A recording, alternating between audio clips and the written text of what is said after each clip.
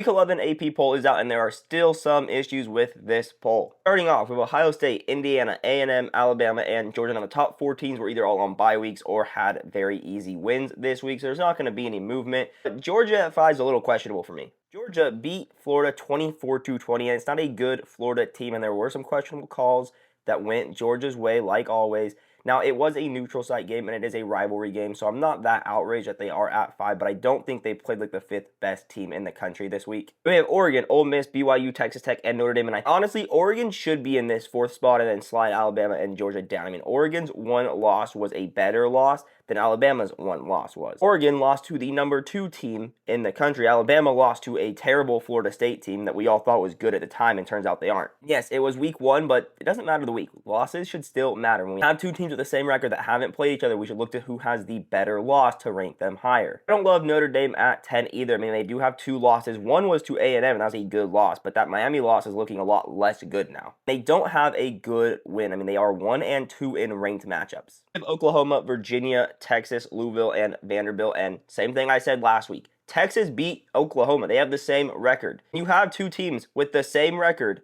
and they played each other. You have to look at that game to decide the rankings.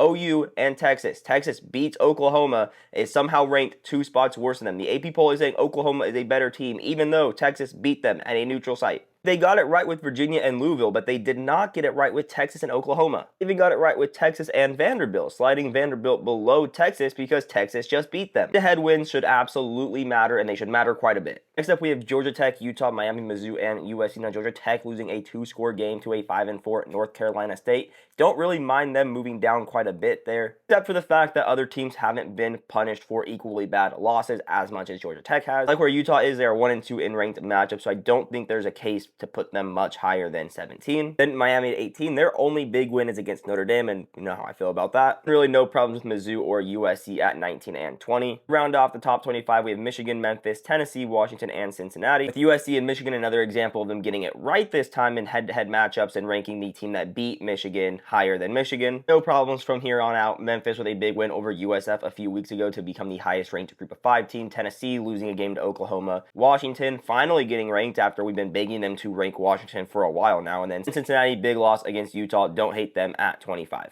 I want to hear from you guys. Let me know who you think is overranked, who you think is underranked, and who you think should have been ranked that wasn't. And remember, the college football playoff rankings will be released on Tuesday, so much bigger deal than the AP poll. It'll be interesting to see how much divergence there is between the AP poll and the college football playoff poll. If you like college football content, make sure to like and follow so you can see more college football content on your feed.